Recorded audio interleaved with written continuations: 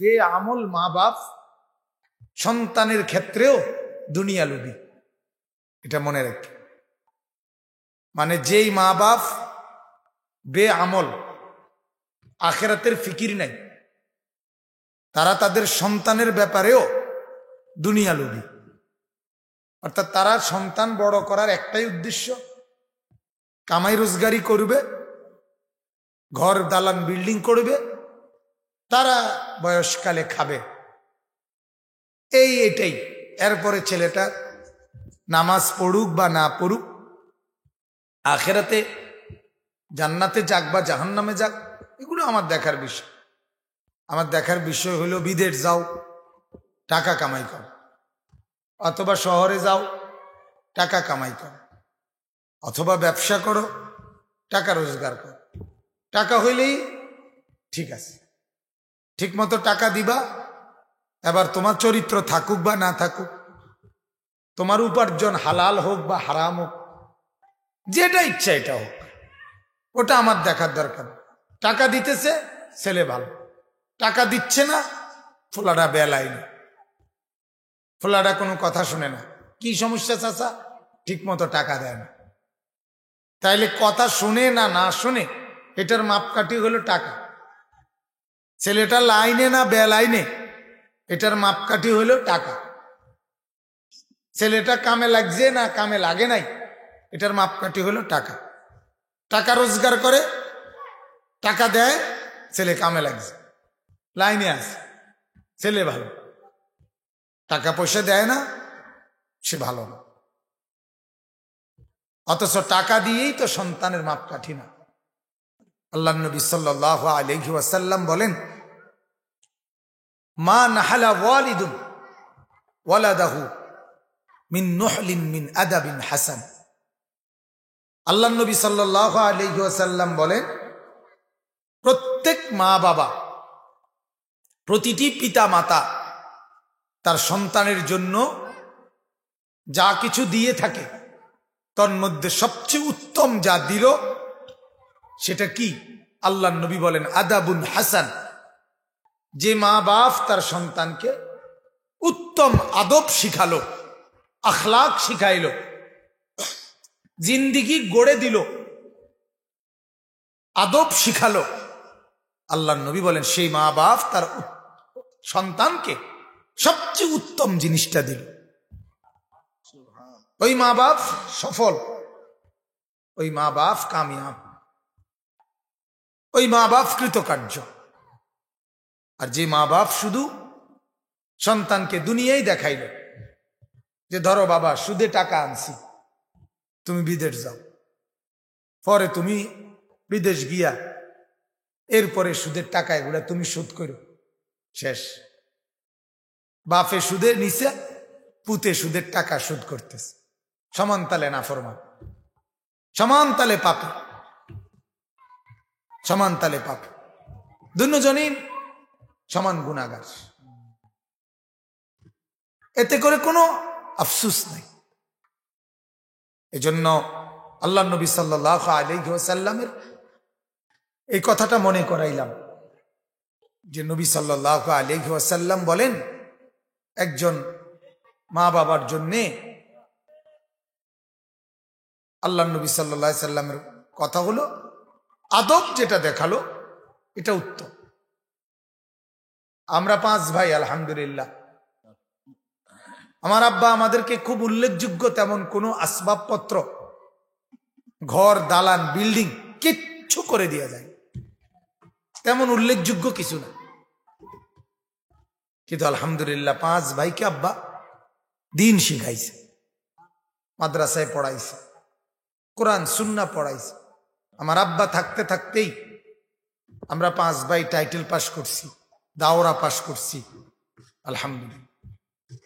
তাইলে এখন 5 ভাইয়েরই ঘর দুয়ার, ফার্নিচার, আসবাবপত্র, ঘরে টেবিল চেয়ার, খাট পালং সোফা সবই আছে, সব কিছু হিউজ পরিমাণ, পর্যাপ্ত পরিমাণে আছে। এতে কোনোটাই আমার আব্বা আমারে সোফা বানাইয়া দেয় নাই দেখা আমি বানাইতে পারি নাই, বিষয়টা এমন না।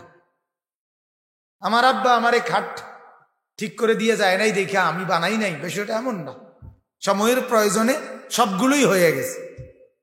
কিন্তু আমার আব্বা আমাকে যে কোরআন শিখাইছে, দিন শিখাইছে, আখিরাত দেখাইছে, এখন আমার দ্বারা যদি কোরআন সুন্নার যাই কিছু খেদমত হয়, এই সওয়াব আমার আমল নামাতেও জমা হয়, সাথে সাথে সমান সমান আমার আব্বার আমল নামাতেও জমা হয়।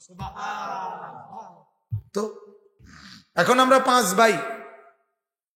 ভাই মাদ্রাসায় খেদমত করে, পাঁচ ভাই নামাজ পড়ায়, কিছু না কিছু আল্লাহর কথা আখিরাতের কথা বলে। তাইলে পাঁচ ভাইয়ের কণ্ঠে যা কিছু কোরআন, আখিরাত, পরকাল, হাদিসের কথা উচ্চারণ হয়, আমল হয়, সবগুলো সওয়াব আব্বার কবরে যায়। নবীজির হাদিস। জানাজার সামনে আপনারা বহু সময় এই ওয়াজ হুজুরদের থেকে শুনেন, যিনি মারা যায় তিনি যদি সদকায়ে জারিয়া রেখে যায় তো নেকি পৌঁছে কবরে। নেককার সন্তান যদি রেখে যায় তার কবরে নেককার সন্তানের দোয়া আমল কবরে পৌঁছে। এবং যদি এলেমের কোরআন সুন্নার কোনো খেদমত করে যায় যে সেইটার নেকিও তার কবরে পৌঁছতে থাকে। বলেন আলহামদুলিল্লাহ। আজকে মনে করেন আমার যে উস্তাদ ছোটবেলায় মক্তবে আমারে কোরআন শিখাইছে, উনি আমার ছোট্টবেলায় শিখাইয়া দিছে, আজ আমার জবানে যত কোরআন উচ্চারিত হয় আমার ওই উস্তাদের কবরে সব পৌঁছতে থাকে। কারণ উনি আমার কোরআন শিখাইছে, আমারে যিনি নামাজ শিখাইছে, আমারে যিনি ওযু শিখাইছে, আমাকে যিনি অক্ষর অক্ষর কোরআন দিন শিখাইছে, তার আমল নামার মধ্যে আমি আমল করলে তার আমল নামার মধ্যেও নেকি পৌঁছে। সুবহান। এই জন্য বাপ, এই একজন হইলে একজনই বোঝে। আপনারা চতুর্দিকে তাকায় দেখেন, মুসলমানের এক এক মহল্লার মধ্যে গাফেল কি পরিমাণ। একটা মানুষের মধ্যে তো পরস্পর আলোচনাও হয়। করোনা বাইরে গেছে, এটি নিয়ে কত আলোচনা হইল, অমিক্রন আলোচনা হয়, তেলের দাম বাইরে গেছে, ও কোথায় রাশিয়া ইউক্রেন যুদ্ধ লাগছে সবার মুখে মুখে। তাইলে পৃথিবীর কত ঘটনা দুর্ঘটনা নিয়ে আমাদের মধ্যে আলোচনা পর্যালোচনা হয়। একটা সিএনজি অ্যাক্সিডেন্ট হয়েছে, একটা মোটরসাইকেল অ্যাক্সিডেন্ট হয়েছে, কত জনের মুখে মুখে এই কথা উচ্চারিত হয়, আলোচনা হয়, বিশ্লেষণ হয়। কিন্তু এই সমাজের এতগুলো ছেলে নামাজ পড়ে না। কি সুন্দর জওয়ান ছেলে, কারো নিয়ে মধ্যে চায়ের দোকানে হাঁটতে চলতে উঠতে বসতে ঘরে পরিবারে কারো মধ্যে এই নিয়ে কোনো আলোচনা নেই। কি আশ্চর্য! এমন সমাজ এমন হয়ে গেল কেন? এত অবাক। ঘরের মধ্যে স্বামী স্ত্রী নিজেদের ছেলে পেলের ব্যাপারেও এটুকু আলোচনা নাই যে কি ব্যাপার, আমরা ছেলেটা যে নামাজ পড়ে না, আমরা ছেলেটা যে সারাদিন কই কই ঘুরে, এভাবে তার ভবিষ্যৎ কি হবে, আখিরাত কারো ভাবনা নেই। শুধু মহিলার কথা একটাই, ফোলাগারে কি কোনো লাইন করতেন না? মানে বিদেশ টিদেশ পাঠাইতেন না, অথবা কামাই রোজগারির একটা বাইল করে দিতেন না? আমনে থাকতে থাকতে এই কথা এটাই, ঘুরে ফিরে এটাই। ওই দাদা মুরব্বী, উনার কথা ওইটা, আরে নাতিগার বুঝি একটা লাইন হইল না, মানে বিদেশ, নাইলে কোনো রোজগার, নাইলে চাকরি ব্যবসা ইত্যাদি কিছু।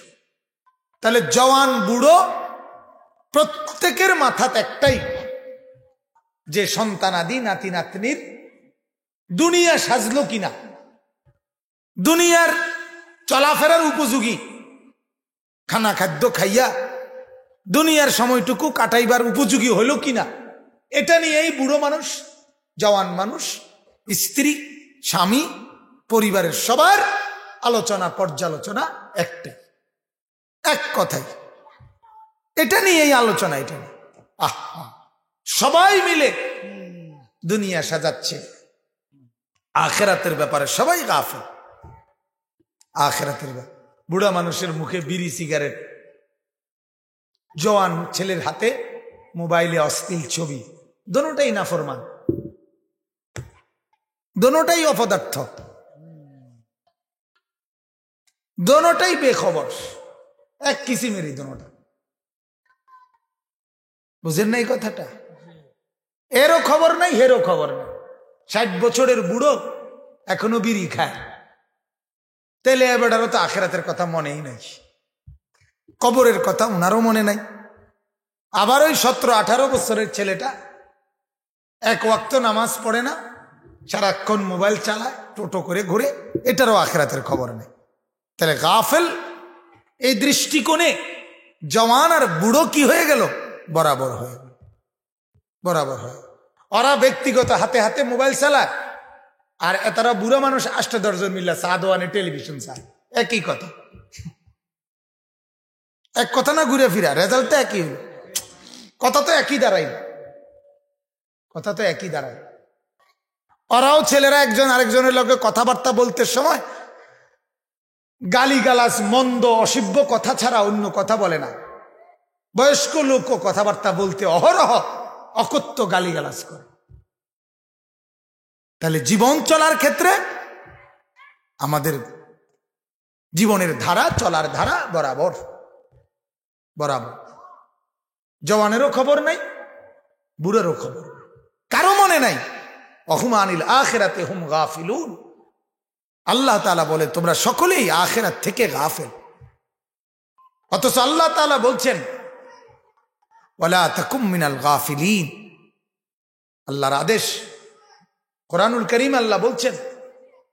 মাওলানা ইব্রাহিম সাহেব জিকিরের কথা বলতেছিলেন। আল্লাহ তাআলা বারবার বলছে, বান্দা যেই হালাতেই থাকো আমার জিকির করো। কিয়ামান, দাঁড়ায়া আমার জিকির করো। বসে আছো আমাকে ডাকো, শুয়ে আছো আমাকে ডাকো, আমাকে ডাকো। এরপরে আল্লাহ বলছে, বান্দা আমাকে তুমি ডাকো ফি নফসি, আওয়াজ ছাড়া মনে মনে, আওয়াজ ছাড়া মনে মনে। এরপরে আল্লাহ তাআলা বলছেন ওয়া খিফা, আওয়াজ ছাড়া তবে জবান দিয়ে, কিন্তু শব্দ ছাড়া, নিঃশব্দে। অথবা দুন আল জাহরে মিনাল কওল, স্বাভাবিক উঁচা কথার চাইতে হালকা আওয়াজে। তাহলে মনে মনে হোক, নিঃশব্দে হোক, হালকা আওয়াজে হোক, যেভাবেই হোক আমাকেই ডাকো। দাঁড়িয়ে হোক, বসে হোক, শুয়ে হোক আমাকেই ডাকো। ওয়াবতাগু মিন ফাদলিল্লাহ ওয়াযকুরুল্লাহ কাসীরা। আল্লাহ বলে বান্দা রিজিক তালাশ করো, তবে সাথে আমি আল্লাহকে বেশি বেশি জিকির করো। আল্লাহ তাআলা কোরআনে বলছেন ইদা লাকিতুম ফিআতান ফাসবুতু ওয়াযকুরুল্লাহ। কাফেরের মোকাবেলায়, যুদ্ধের জন্য দাঁড়াইছো, শত্রুর মোকাবেলায় তীর তলোয়ার, ঢাল তলোয়ার, অস্ত্র, মেশিন গান নিয়ে দাঁড়াও, শত্রুর মুখোমুখি মজবুতির সাথে দাঁড়াও, তবে জবানে আমি আল্লাহর জিকির করো। ফাইদা কাদাইতুম মানাসিকাকুম ফাযকুরুল্লাহ। আল্লাহ বলে হজের কাজ করতেছো, মিনাতে, আরাফাতে, মুজদালিফায়, আমার ঘর তাওয়াফ যাই করছো, এখানে ফাযকুরুল্লাহ, আমি আল্লাহ পাকের জিকির করি। ওয়ালি তুকমিলুল ইদ্দাতা ওয়ালি তুকাব্বিরুল্লাহ। রমজান মাসের রোজা শেষ হয়েছে, আমার জিকির করো। ফাইদা কাদাইতুমুস সালাতা ফাযকুরুল্লাহ। নামাজ শেষ হয়েছে, আমার জিকির করো। অর্থাৎ সর্বাবস্থায় আমি চাই তোমার জবানে উচ্চারিত হবে আমার নাম। যেখানে আল্লাহ চায়, কিরে ভাই,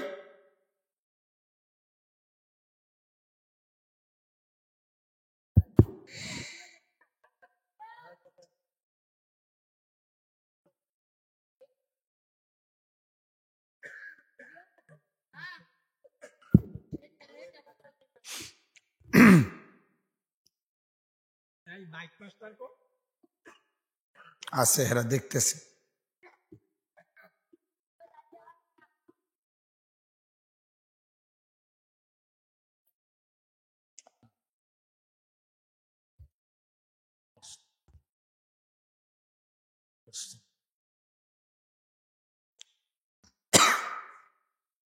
এ কারণে আল্লাহ তাআলা যেখানে চাচ্ছে বান্দা আমার জিকির করবে সারাক্ষণ, সেখানে মনেও পড়ে না একবার এটা কেমন নাফরমান, এটা কেমন মানুষ। সারাদিনে যার একটা ওয়াক্ত নামাজ পড়তেও মন চায় না, ফজরও না, জোহরও না, আসরও না, মাগরিবও না, এশাও না, এটা কেমন শয়তান, এটা কেমন জানোয়ার। এই জানোয়ার কত শক্ত জানোয়ার, এটা কত নিকৃষ্ট জানোয়ার, এটা কত বড় হাইওয়ান, এটা মানুষ হয় কেমন, জানোয়ার, এটা তো হাইওয়ান। আপনি কাকে পালতেছেন? আপনার ঘরে কে ঘুমায়? আপনি একটাবার ভাবেন না কেন?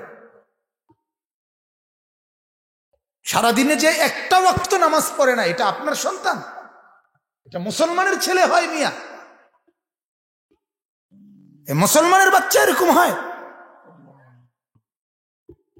এভাবে আল্লাহ ভুলে দিছে আপনার ছেলে, এভাবে আল্লাহ ভুলে গেছে।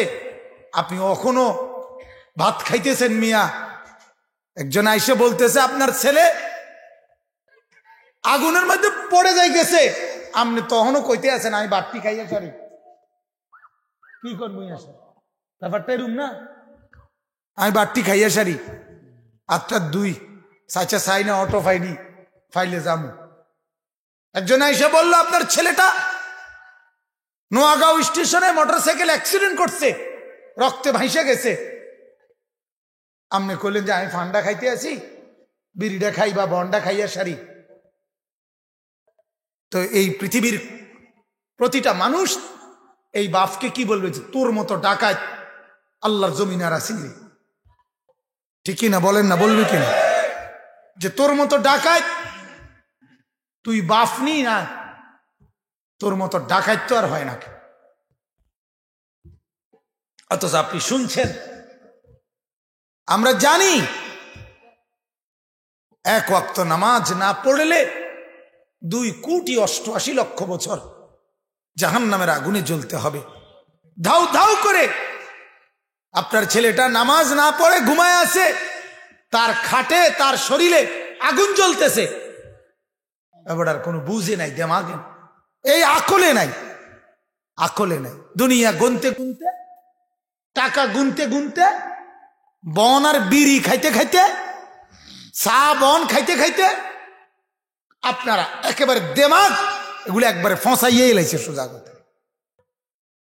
এর ভিতরে আর ভাত তরকারি ছাড়া আর কিচ্ছু নেই, এই বন বিড়ি ছাড়া আর কিচ্ছু। এদুর আকল তমিজও নাই যে আমি আমার কি ফ্যামিলি, আমার সংসার কোনটারে কয়। একজন মানুষের সংসার কিসেরে কয়? সোফারে।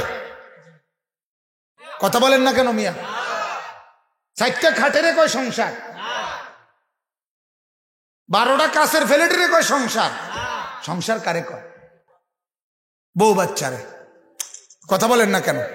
সংসার কাকে বলে? কোন বিবি বাচ্চারে কি বলে? সংসার বলে, নাকি খাতা বালিশরে বলে? তাহলে সংসার বলে বিবি বাচ্চারে। তাহলে আপনার সংসার গড়তেছেন, আপনি সংসারের জন্য করছেন, তার মানে বিবি বাচ্চা। তো সেই বিবি বাচ্চা চরিত্রহীন, সেই বিবি বাচ্চা দুশ্চরিত্র, সেই বিবি বাচ্চার জীবনে ঈমান, আমল, আখিরাত, কবর, হাসর কিচ্ছু নাই। মেয়েটা সারা রাত আরেক ফোলার লগে কথা কয়, বউটা মাসে 30 দিনের মধ্যে 25 দিন বাজারে মার্কেটে বেপর্দা করে। এটা সংসার আমনের? এটা বুঝি সংসার?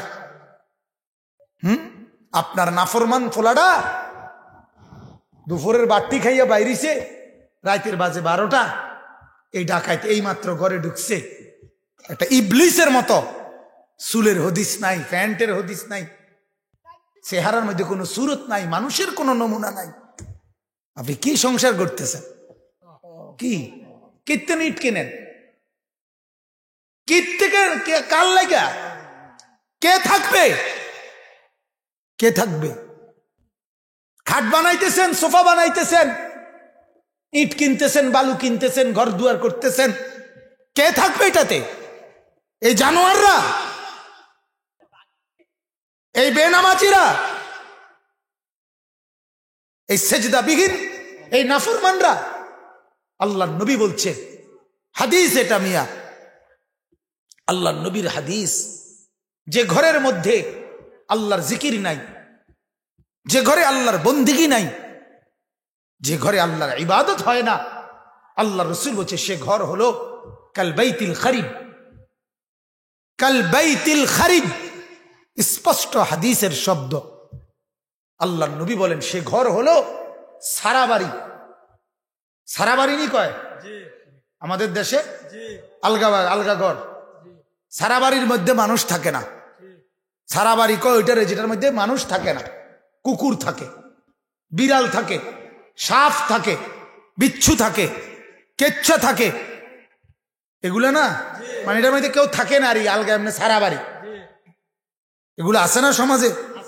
আল্লাহর নবী বলছে ওই ঘর হলো কাল বাইতিল খারিব।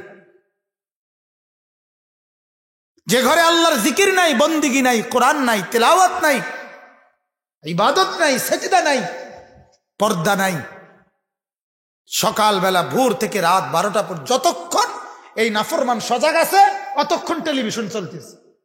তোমার কত নিকৃষ্ট ডাকায়,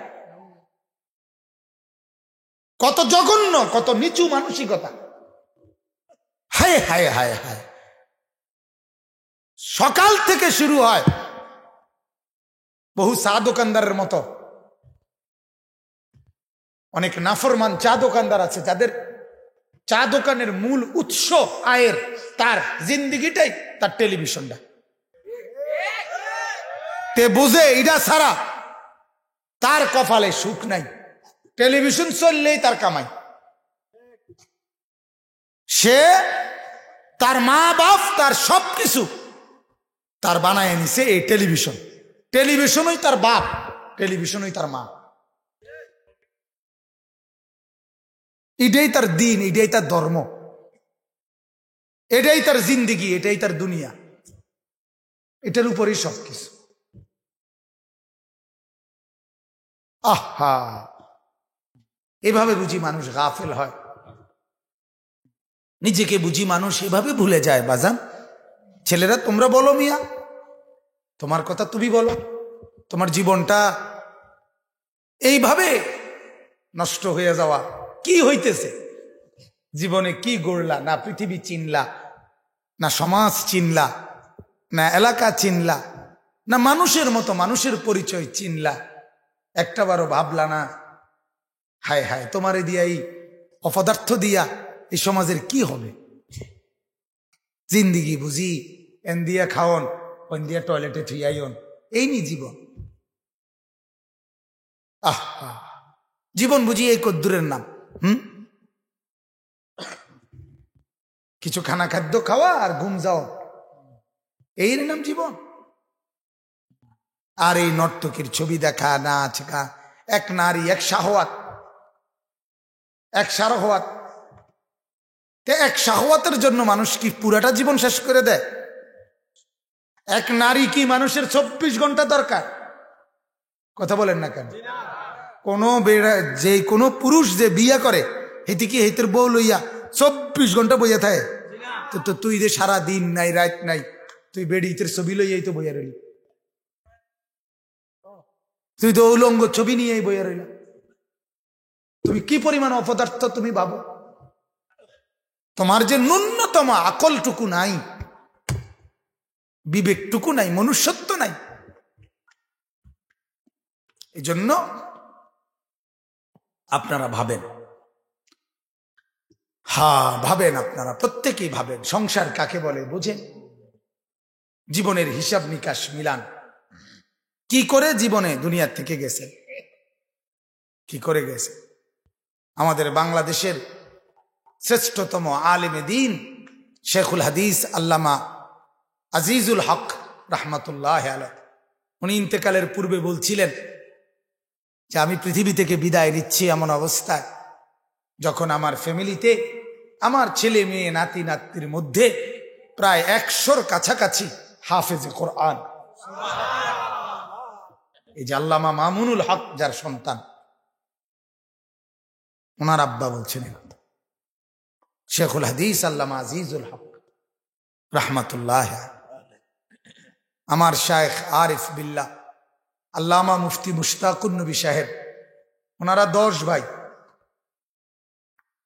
10 জন ভাই, এক মার ঘরে 10 ভাই, 3 বোন, 13 জন ভাই বোন একই মার ঘরে। আলহামদুলিল্লাহ 13 জন ভাই বোন এখনো জীবিত আছে হুজুরের। 10 জন ভাই, 10 জনই আলেমে দ্বীন, 10 জনই আলেম। হ্যাঁ, তাহলে এটা ওনার জিন্দিগির অর্জন। ওনার হুজুরের আব্বা, হুজুরের আব্বা আমার সরাসরি উস্তাদ, হুজুরও আমার সরাসরি উস্তাদ। ওনারা বাবা ছেলে দুজনই আমার শিক্ষক, বলেন আলহামদুলিল্লাহ। তো এই জন্য বললাম এটা তো জীবনের অর্জন। আমার আব্বা যখন ইন্তেকাল করে, আমার আব্বা আমাদের ঘরে ইন্তেকাল করছে বাসায় 2015 সালে আগস্ট মাসের 8 তারিখ। আমার আব্বার ইন্তেকালের সময় আমরা 5 ভাই 3 বোন, 5 ভাই 3 বোনের ছেলে মেয়ে, আব্বার নাতি নাতনি যা ছিল, সর্বশেষ একজন নাতনি শুধু আমপাড়াটা মানে 30 নম্বর শেষ, ওই যে আমপাড়া কয় যেটারে কোরআন, ওইটাই মাত্র পড়া শেষ করছে। এই মেয়েটা দূরে পড়ে সারছে। এই মেয়েটা সহ অজু কইরা আমরা ভাই বোন, আব্বার নাতি নাতনি সবাই জীবিত, তখন আব্বা ইন্তেকাল করে নাই, চতুর্দিকে বসে আল্লাহর কোরআন পড়তেছিলাম। এই অবস্থায় আমার আব্বা দুনিয়া থেকে বিদায় নিছে, আমি বসে সামনে। তা আমি তো মনে করি আমার আব্বা কবরে গেলে আমার আব্বারে যদি জিজ্ঞাসা করে মালিক যে কি নিয়ে আসছো, আব্বা বলবে মাওলা আমার ফ্যামিলির কমপক্ষে 25 জন সদস্য, ছেলে মেয়ে নাতি নাতনি মিলে আমি তাদেরকে আল্লাহর কোরআন আপনার কালাম তেলাওয়াতরত অবস্থায় রেখে আপনার কাছে আসছি। أم كنتم شهداء إذ حضر يعقوب الموت إذ قال لبنيه ما تعبدون من بعدي। রব্বুল আলামিন বলেন, বান্দা গল্প শোনো আমার কাছে।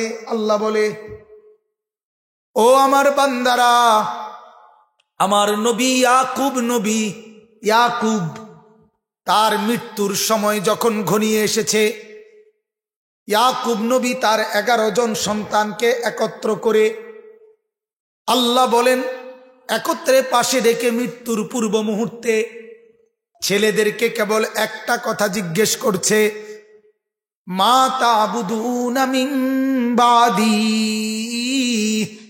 ও আমার ছেলেরা, আমি দুনিয়া থেকে বিদায় নেওয়ার মুহূর্তে আমি বাপ তোমাদের সন্তানদের কাছে জানতে চাই, বলো তো বাবারা, আমার মৃত্যুর পরে তোমরা ইবাদত করবে কার?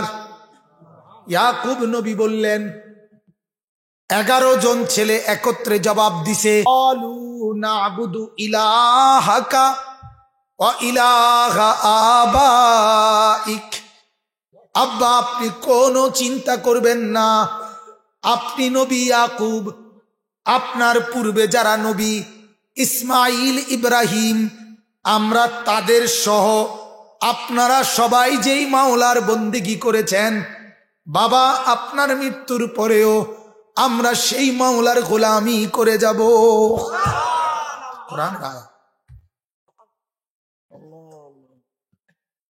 ইয়াকুব নবী বলছেন, বাপ তাইলে আমি পৃথিবী থেকে বিদায় নিলাম, আমার আর কোনো পেরেশানি নাই। যেহেতু মৃত্যুর পূর্বে শুনলাম তোমরা মাওলা চিনছ, কারে চিনছ? আল্লাহকে। সুবহানাল্লাহ। এ কথা বলে যাইতে পারবেন তো সবাই? নিজেদের পরিবারের এই অবস্থায় রাইখে যাইতে পারবেন নি? ভাবেন, নিজের পরিবারে নিজে দেখেন কি হালত বানাইছেন। 17 বছরের ফোলাটার অবস্থা দেখেন, 18 বছরের মেয়েটার অবস্থা দেখেন, কি অবস্থা বানাইয়া যাচ্ছেন দেখেন। আল্লাহ বুঝার তৌফিক দান করুক। আসেন এইবার আমি আমার ওই কথাটা শেষ করছি। আমার মূলত সময় তো শেষ হয়ে গেছে আরো আগেই, আমি চলে যেতে হবে এখন। তো আপনাদের কাছে আমি যে কথাটা এশার নামাজের আগে শুরু করছিলাম, আপনাদের আসার অপেক্ষায় ছিলাম। মোটামুটি এখন কিছু আল্লাহর বান্দা জমছেন, আল্লাহ আপনাদেরকে বরকত দান করুক। তো বলতেছিলাম এই কথাটা, ইব্রাহিম আলাইহিস সালাম, আপনার শামসু ভাই আর যাতে লোক কেউ না আসে বলে দেন, আর জায়গা নাই, আপনার কোনো ছাটাই নাই? নাই নাই ভাই, মেহরবানি করে আর কেউ আইসেন না, আর জায়গা নাই মাহফিলে, জায়গা নাই। ইডি জায়গা মিলাইতে তো কষ্ট হয়েছে। আলহামদুলিল্লাহ কর। হাই আলহামদুলিল্লাহ, জায়গা নাই না, আলহামদুলিল্লাহ। আপনি বরকত দিন।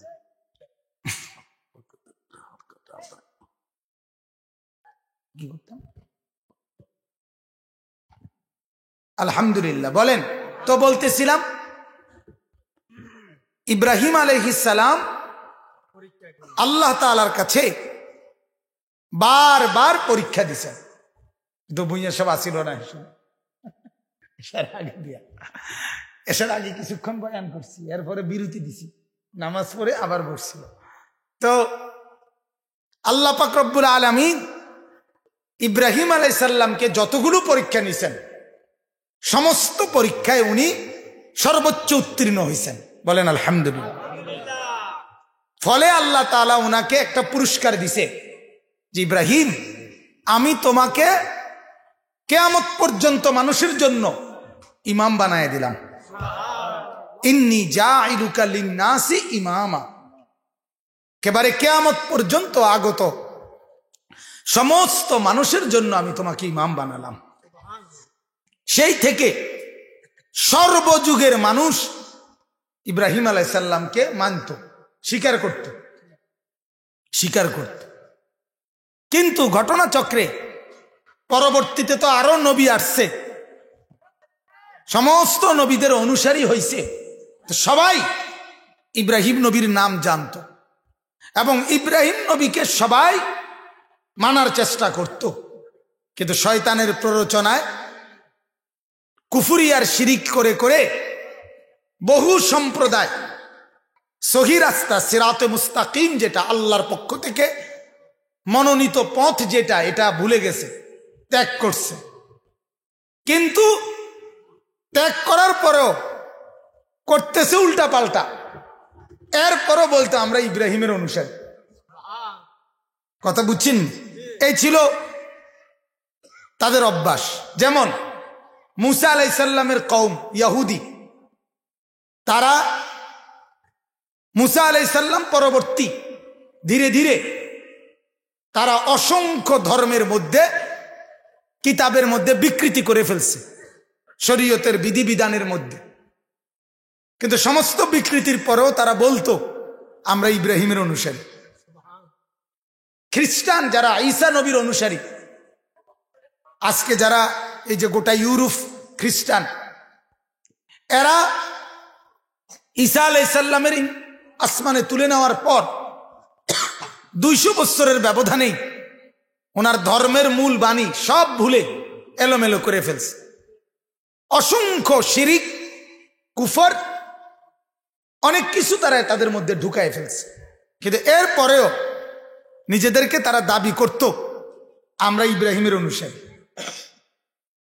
এরপরে মক্কার কাফেররা, কুরাইশরা সরাসরি তারা ছিল, বিশেষ করে এই যে মক্কার কুরাইশরা যারা, আবু জেহেল, আবুল আহাব, উতবা, সাইবা,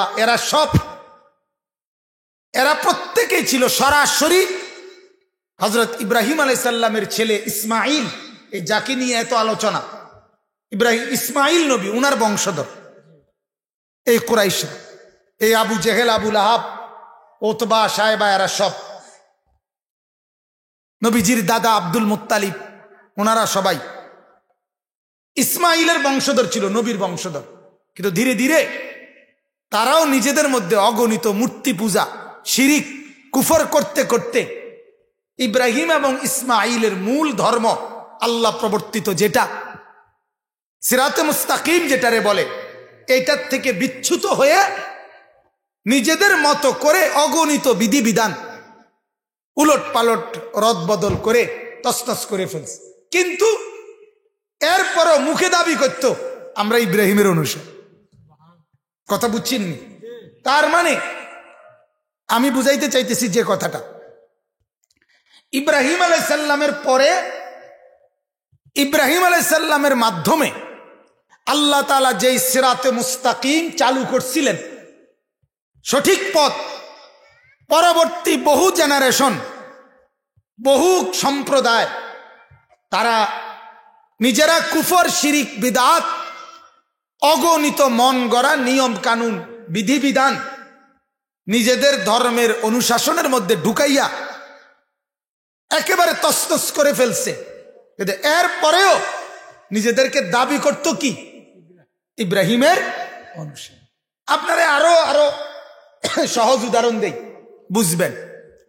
আমাদের বর্তমান মুসলিম সমাজে অসংখ্য অগণিত মানুষ যারা তাদের ছেলে মেয়ের বিয়েতে ইসলাম ধর্মের, নবীর সুন্নতের, নবীর তরিকার একটাও পালন করে না। কিন্তু এরপরেও নিজেকে বড় গলায়, দরকার হইলে জিলাপি 2 কেজি বাড়াইয়া দিয়ে হইল নবীর আশেক, এটা দাবি করে। দরকার হইলে জিলাপি 5 কেজি আমারতে যাবে, আরো 5 কেজি বাড়াইয়া কেন? আমি বুঝাইতে হইব আমি আশেকে রাসূল, আমি আশেকে রাসূল। যদি জিঙ্গা নামনে জিলাপি তো দিচ্ছেন, ঠিক আছে কাকু বুঝছি আমনে আশেকে রাসূল, কিন্তু বিড়ি খান যে না, এটির দিকে চাইও না, তুমি জিলাপির দিকে চাও। তুমি কি এর দিকে চাও? বিড়ি লইয়া তুমি বুঝদা না, এটি সব কথা বুঝদা না। কথা বুঝছেন নি? আপনি যে অবসর পাইলেই কাকু সাদওয়ানের টেলিভিশন চান, আপনি জিলাপি দিলে কি লাভ হইব? আপনি কেমনে নবীর আশেক? ওইটি বুঝদা না, না এটি বুঝতো না। কথা বুঝছেন নি? এরম অগণিত মানুষ আছে যাদের জীবনে, জিন্দিগিতে, চেহারায়, সুরতে, আমলে, আখলাকে রাসূলুল্লাহ সাল্লাল্লাহু আলাইহি সাল্লামের 100 সুন্নত যদি এমনি লেখা হয় আর প্রত্যেকের সাথে মিলানো হয়, যে আপনি বলেন যে একটা মেসওয়াক, এই মেসওয়াকটা গত 10 বছর নবীজি মৃত্যু পর্যন্ত মেসওয়াক করছে, এটা যে নবীজির সুন্নত, এই ব্যাপারে পৃথিবীর কোন মৌলবীর মধ্যে মতানৈক্য নাই। কথাটা বুঝিনি আমার? সারা পৃথিবীর কারো কাছে এই নিয়া দ্বিমত নাই যে মেসওয়াক যে কার সুন্নত। কিন্তু আপনি দেখেন উনারে জিগাইয়া যে গত 10 বছর, গত 10 মাস, গত 1 মাস টানা প্রতিদিন ধারাবাহিকভাবে নিয়মিত আপনি মেসওয়াক করছেন, এরম আশেকে রসুল এই দাবিদার আপনি কয়জন খুঁজা পাইবেন? এই হাজিরা খাতার নাম উঠাইলে তখন টের পাওয়া যায়, তখন বুঝবেন, তখন বুঝবেন। এভাবে যদি মিলান, এভাবে মিলান, আপনি আগামীকাল চতুর্পাশের 100 ঘরে আগামীকাল বৃহস্পতিবার আপনি রিপোর্ট নেন, শুক্রবার আমি এদিক দিয়ে যামু ফরদাবাদ, আমারে লিস্টি দিবেন যে 100 ঘরের মধ্যে নবীর সুন্নত দস্তরখান আছে কয় ঘরে? কথা বুঝেন নাই আপনি? এই হিসাবটা আপনি আমারে যাইতে সময় দিয়ে, কিভাবে আপনি নবী প্রেমিক, কিভাবে আপনি রাসূল প্রেমিক? আপনার ঘরের মধ্যে দিবা নিশি টেলিভিশন চলে, আপনি কিভাবে নবী প্রেমিক? আপনার কলিজার মধ্যে একটাবারও এই কথার বুঝ আসে না? কথা বলেন না। নবী সাল্লাল্লাহু আলাইহি সাল্লাম 23 বছরে 30 পারা কোরআন আর এত হাদিস, এত যুদ্ধ, এত জিহাদ, এত মেহনত, এত কষ্টের বিনিময়ে আমাদের জন্য শুধু নবীর উম্মত হিসাবে করণীয় রাখছে কেবল একটা জিনিস, যে তোমরা মাঝে মধ্যে 20-30 মিনিটের একটা অনুষ্ঠান কইরা কিছু জিলাফি সিন্নি একত্র করে আমার জন্য দুরূদ শরীফ পড়বা। এদুর বুঝ পাইলেই আমার 23 বছর সারিব, আর কিছু লাগতো না। এর জন্যই তো নবীজির 23 বছরের মেহনত, ঠিক না? বিবেকে কি বলে?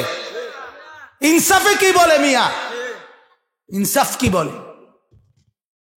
বিবেক কোথায় আমাদের? 23 বছরে বুঝি নবীজি আমাদের জন্য একটা অনুষ্ঠান করব আমরা, এটার জন্য নবীর এই মেহনত ছিল না? আহা, আফসোস, আফসোস মুসলমান, এতটুকু বিবেক যার নাই যে নবীজির মহব্বত মানে কি, নবীর ভালোবাসা মানে কি, এতর বুঝো যার নাই। সে বুঝলোটা কি জীবনে? সে বুঝলোটা কি? অতএব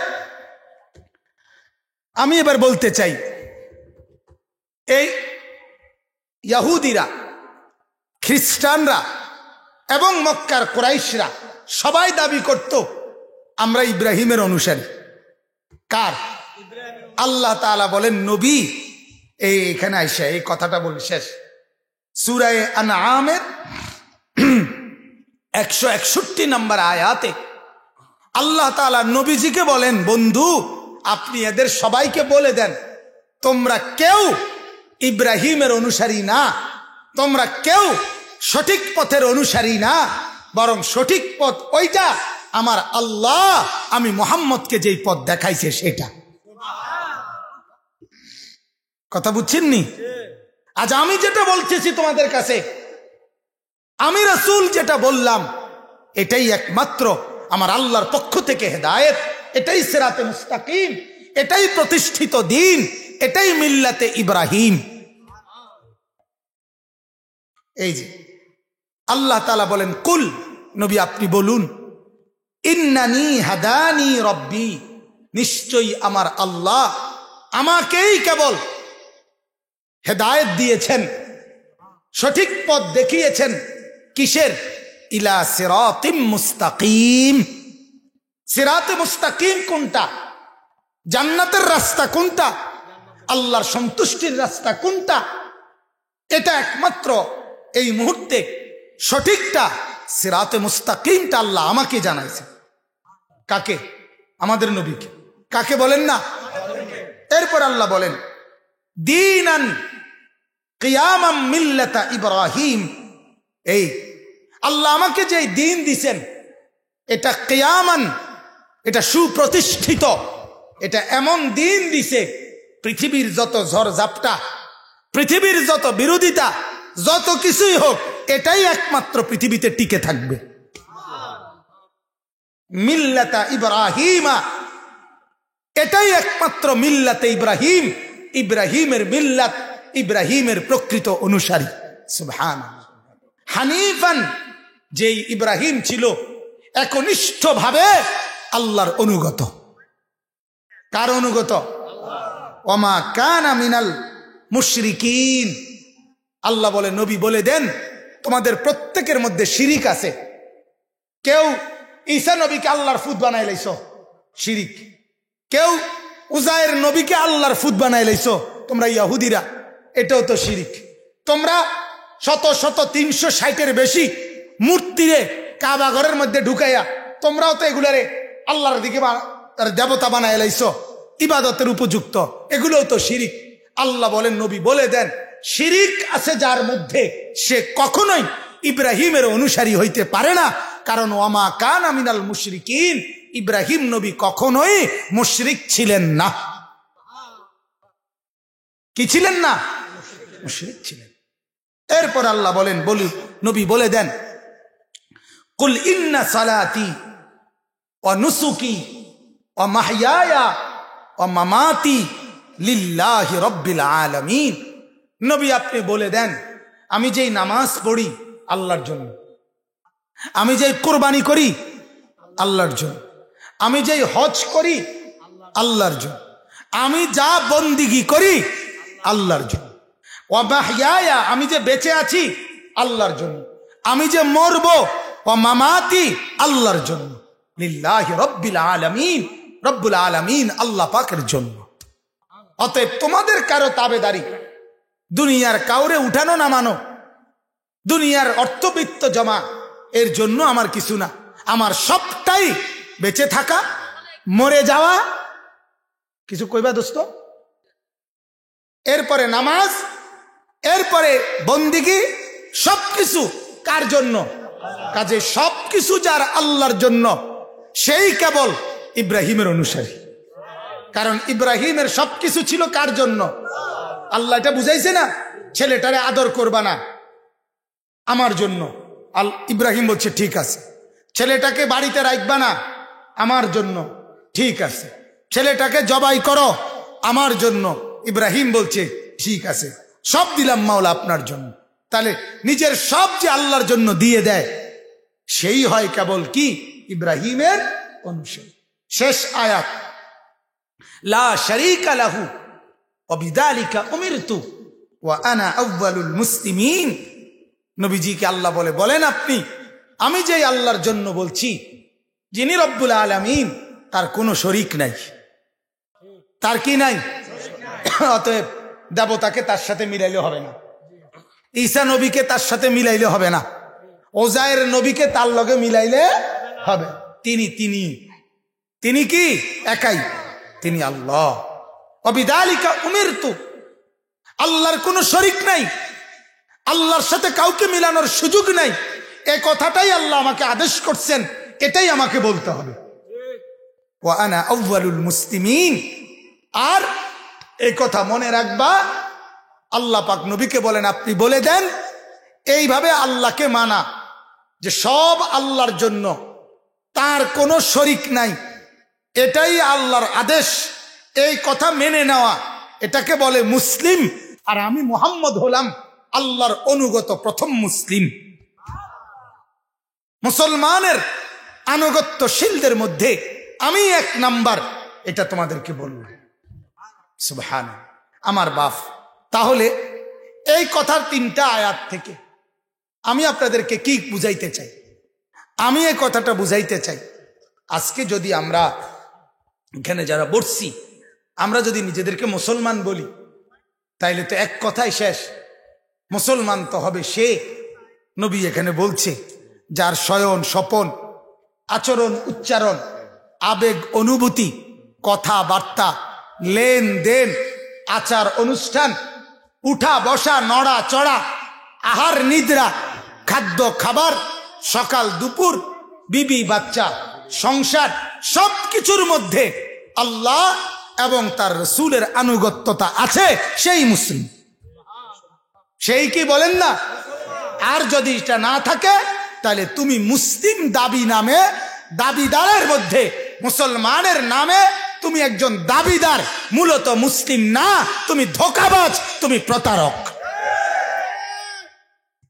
অতএব এটা বোঝা উচিত। নিজের ইসলাম প্রমাণ করেন বন্দিগি দিয়ে, নিজের মুসলমান প্রমাণ করেন গোলামি দিয়ে, আল্লাহকে বড় বলে, আল্লাহকে। লক্ষ বেঈমানের সামনে কেউ যখন নিজের ঈমানের পরিচয় দেয়, আল্লাহ তাকে গোটা পৃথিবীতে সম্মানিত আর ইজ্জত ওয়ালা বানায়। একটা সাধারণ মেয়ে, একটা মেয়ে মাত্র, তো শত শত হিন্দু যুবক, কাফের বেঈমান, তারা যখন তাদের দেবতার নামে স্লোগান দিচ্ছিল, তখন হিন্দুস্তান, ভারতের এক মেয়ে একাই আল্লাহু আকবার বলছে। আজ গোটা পৃথিবী তাকে সম্মান আর ইজ্জত করছে। তার ইমান বড়, ইসলাম বড়, আল্লাহ বড়, গোলামি আর বন্দেগি এটাই বড়, এটাই মূল বিষয়। যার জীবনে ইসলাম নাই, আল্লাহর বিধানের পাবন্দি নাই, কোরআন সুন্নাহর অনুসরণ নাই, আল্লাহর হুকুমের গোলামি নাই, নবীর সুন্নতের পাবন্দি নাই, আপনি কেমনে মুসলমান? আপনি এটা বুঝাইয়েন হাসরের ময়দানে, বাবুরে অন ভুদা ভাত তরকারি খাইতেছেন তো, এগুলো আল্লাহর রহমতে আমরাও খাইতে আছি, অসুবিধা নাই, খাইতে থাকে। আপনি মনে করছেন আপনি বেশি, আপনি ভাত খান 3 বেলা আর আমরা সিরা সাবাই, এমন না, আমরা কোনো সিরা সাবাই না, ঠিক কিনা বলেন না? অনুগত নাফরমান বাতে তো খাইতে আছে না কিতা? আরে সেজদাওয়ালা সেজদা ছাড়া ঘুরে ফিরে বাতে তো আর দুনিয়ার মধ্যে তফাৎ কিছু তো রইল না। হ্যাঁ, দুনিয়ায় বেশি কিছু তো আর ভোগ করলো না। কোন নাফরমান দুনিয়া বেশি কি ভোগ করছে? কোন পাপী, কোন নাফরমান, কোন আল্লাহর দুশ্মন এই পর্যন্ত কোন খবরে আইসিনি যে উনি প্রতিদিন 8 বেলা ভাত খান? আসিনি এমন। তো লাভ হয়েছে কি? সে দুনিয়া কি ভোগ করলো? কোন বড় পয়সাওয়ালা বড় লোক হারাম টাকা উপার্জনকারী এ পর্যন্ত খবর পাইছেননি যে বালতিত করে ভাত খায়, যে এক বেলা ভাত খায়, যে 1-2 বালতি ভাত খায়? শুনছেননি এমনি? তো বেশি কি ভোগ করছে দুনিয়া? দুনিয়া কি ভোগ করলো? কন্যা কি ভোগ করছে?